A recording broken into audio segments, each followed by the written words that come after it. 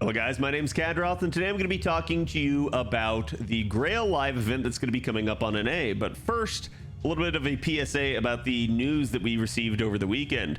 So FGO was at SakuraCon here in the States, and they actually ended up teasing our start date for, again, LB6. Now, we didn't get an exact date. They basically just said early June release here, which again is another interesting thing, I would say. But this is pretty much right when we were expecting it to happen. In fact, I've been saying late May, early June for a while, and I thought it was going to be late May, but then as we kind of started looking at things and kind of, you know, trying to backdoor our way into what time period it would launch in, there really was no reason they had to put it late May. They could still get the job done in early June there. And that appears to be what they're going with right here. And just again, I have heard some people that are concerned that they're not going to be able to get the banners done and out in time. Just keep in mind that, like, all we really need as a requirement is for Melison's banner to have been released into the game at that current point in time.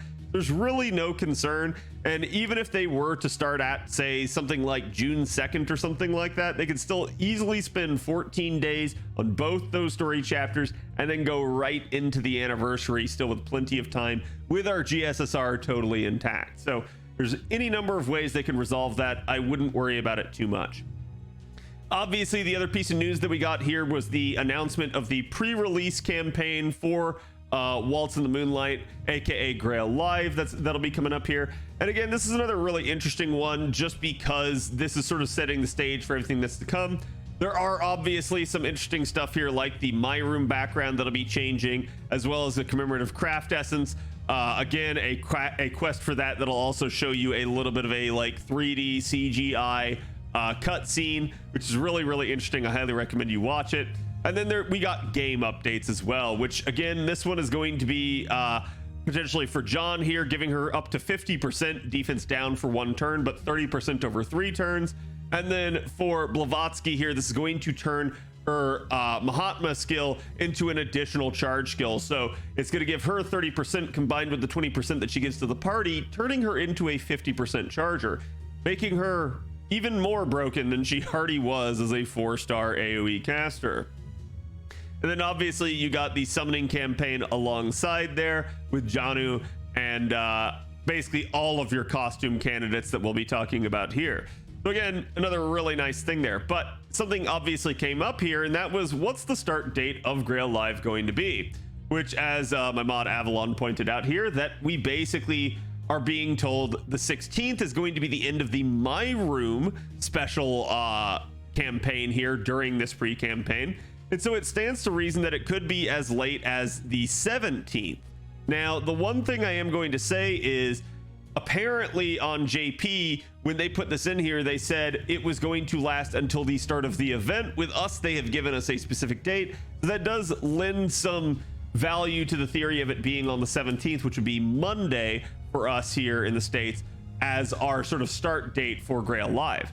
Now, that being said, with the way it played out on JP, they basically only had 5 days of the pre-campaign before they started on Grail Live. And so that could be the case here with us as well. So expect it as soon as Saturday or as late as Monday. But I think that would pretty much be your window for when to expect the event to occur.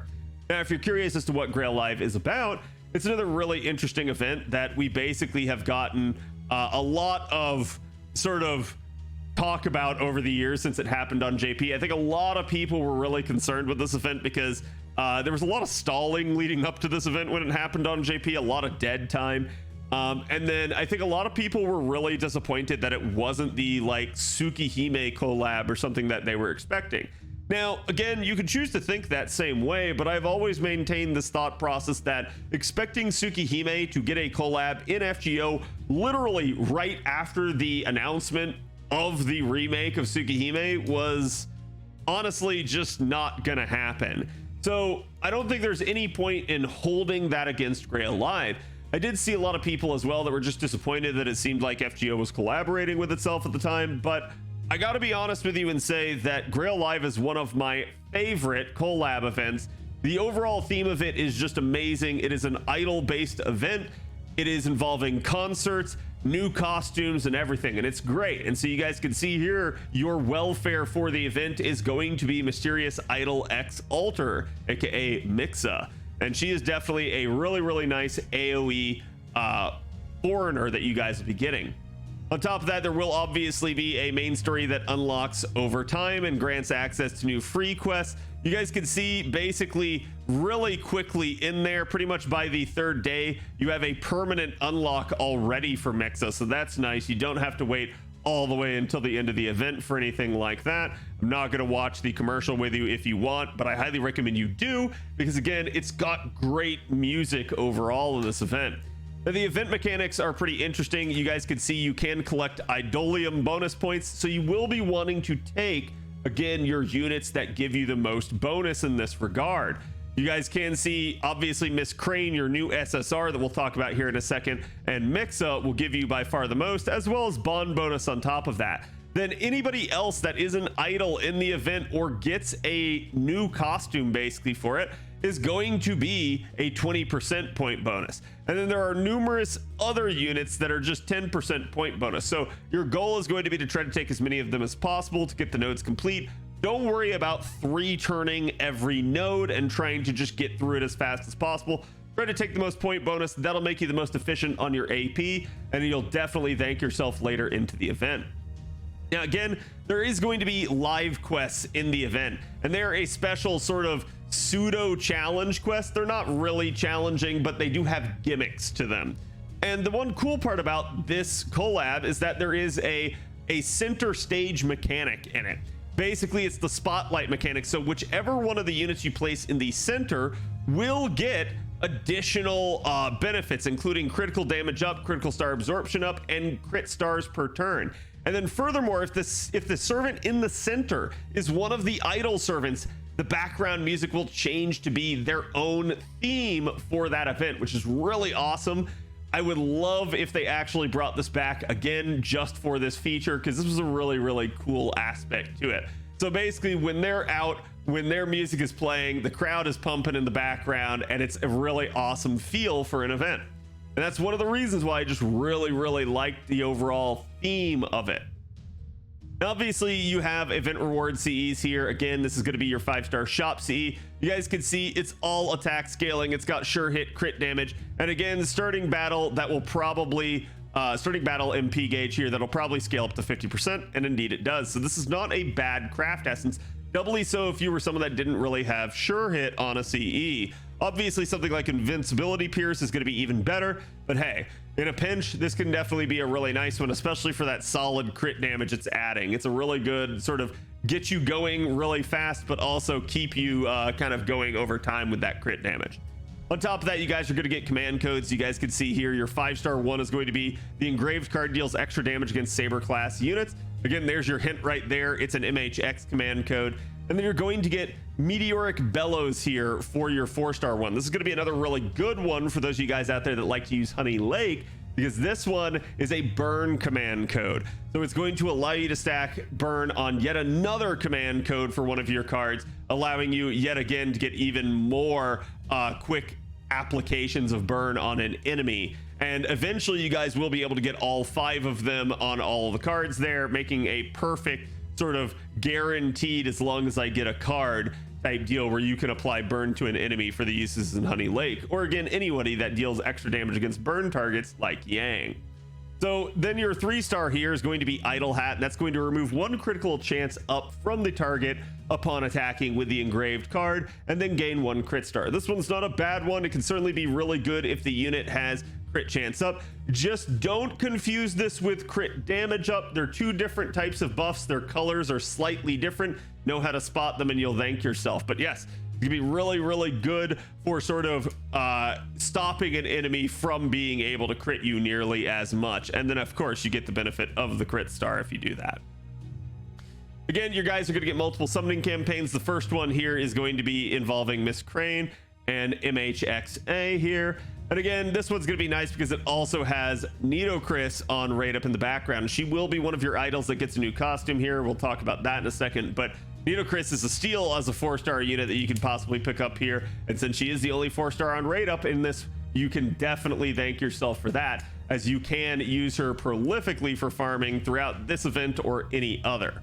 Now, again, there's going to be a lot to be said about Miss Crane. I'm going to cover her in a separate video after this one, so feel free to watch that one. I'll probably have it out a day later after this, but certainly there's a lot that's going to be said about her. Just to give you a quick summary here, she is a really good challenge support, but not necessarily one of those like meta support units that you have to have. So just keep that in mind and you'll be fine. But I do think she's worthy of your attention. At minimum, you should definitely give her some consideration as to whether or not you want her. But certainly if you're someone on a budget, if you're trying to roll for units later on in the middle of the year here, especially now that we have a date for LB6, you certainly are going to want to instead kind of focus your stuff there. And Crane will get other banners, so don't worry about that. Summoning campaign number 2 here is going to be Altera with Mabe, and then obviously you've got some rare ones in the background here, including Nero and Tomacat. Now Tomacat is permanent here, but Nero is going to be story locked, and you're not necessarily going to get another crack at her so soon, so just keep that in mind. But yes, I do really think that this one can be worthy of your attention, especially given the fact that we know that Altera is going to become a lot stronger in the future, doubly so into that buster system. But again, up to you to determine whether or not you want to roll at the current time. Now we do get multiple strengthenings here. Again, one of them is going to be Mysterious Heroine X Alter's Noble Phantasm upgrade. This just makes her beyond crazy for dealing damage. Not only just as a single target berserker, but also because she deals extra damage to enemies with good alignment, and that is really strong for something she already had as part of her niche, which was saber enemy damage. There's a lot of saber enemies out there that have good alignment, so this just allows her to really kind of double up against them. Then you've got Nitocris. She gets an upgrade to her first skill here, which is going to increase her arts performance for 3 turns and heal the party even more. So really nice here. This does add a little bit more of firepower basically to her Noble Phantasm, something that I think that while she was really good with her death proc, she always felt really anemic in terms of overall damage performance. So this really helps her out, doubly so if you're going to be using something like a Black Grail on her to really help boost that damage. And then with a Son of Serenity here, we get the buff basically again to increase her arts performance and then grant herself an on attack activate buff for 3 turns that will inflict poison to the enemy when attacking with arts cards. So this is just further incentivizing using those arts cards. It's a really nice upgrade for Serenity and something that I think she sorely needed, and this does help put her back in the field there up against 100 Faces and other single target assassins of a 3-star variety. And then the last one here is Queen Mabe. You guys can see this is going to charge the MP of male or fey allies on her heal per turn mechanic there. Now, this is a really nice effect, but sadly it does not affect Mabe herself. She is not considered fey, but there was a lot of speculation with this going into LB6. You'll just have to see whether or not that actually holds true. But still, really interesting with those sets of buffs, and almost all of them were good. Now, for who gets the costume dresses, again, you guys got to see it a little bit there in the bonus of like who is kind of getting extra points and everything, but here is a quick sneak peek at your actual costumes. Again, you guys can see Mash gets the basically the bucket head there. Again, you've got Blavatsky, you've got Altera, you've got Nitocris. That's actually one of my personal favorites. I just really like how she looks in that one. You've got Mabe's dress there. You've got Serenity, you've got Tomacat, you've got Urail, you've got Shootin', and this one was actually a really interesting one because they actually had to kind of come back through and readjust Shootin's artwork because a lot of people were complaining that the way that the artwork looked, she had a kind of like disjointed hip a little bit, and people were saying it made her look pregnant, which was really intriguing, but they actually went back, the artist kind of redid it after the fact. You've got Joan of Arc there, and then you've got Ushi Wakamaru, another one of my favorites right there. I just really love her dress outfit. And then Umu basically is your last one. So there was a lot of speculation when this came out on JP as to who was going to get the costumes. Hopefully at some point they eventually rerun Grail Life, because I would love to see even more of the units that were in consideration also get the costumes. Then we get to our event shop here. You guys can see this is going to be basically where you get the costumes from.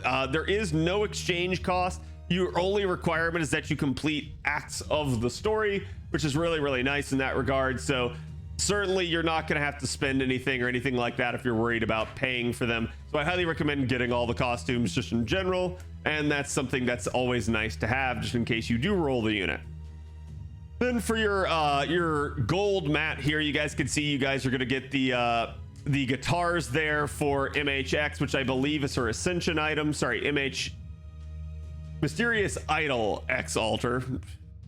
And then again, one copy of your 5-star CE. Don't bother with the command code removers. Those are a trap. They're absolutely not worth it.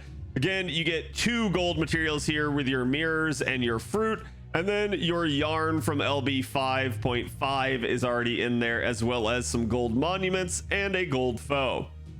Then for your silver mats here, you get another copy of the craft essence. Again, don't bother with the command code remover. Lamps, feathers, stingers, and then obviously your silver monuments. Now, again, I'm personally of the opinion that if you're hard up for statues or monuments, it's typically better to buy the silver ones before the gold. But certainly you can target the ones that you need in particular if you have a certain goal in mind with trying to finish one or more of your units. But the reason I typically advise you guys to get silver is it's a lot harder to get silver monuments when you tend to be at end game. But certainly for you newer players out there, you will at least have stuff like your tutorial missions, hopefully, to still do it. Or again, even pure prisms if you really need it. But I do recommend spending pure prisms on ascension mats instead of monuments. And then for your bronze mats here, again, don't bother with the command code remover. You've got gears, fangs, and bullets, and then your normal foes, as well as your normal embers there. So really a pretty decent, straightforward shop. Now, I'm not going to cover the main quest for you. Obviously, I don't want to spoil anything. Just understand you guys will be getting a Grail from this. It is Grail Live, so you guys can expect that. Again, you've got free quests here. They will award you the points as well as the shop mats. Just keep in mind, you also can get a drop of the 5-star, but ultimately, this is going to be an actual ladder event for you guys. So keep that one in mind as well. Now, there are these live quests. I talked to you guys about them before. These are your sort of pseudo challengey, gimmicky fights. And again, remember, that's where the center stage mechanic comes into play. You are going to want to complete all of these. They can give you very good materials from completing them. And basically, the only requirement to unlock them is certain point thresholds.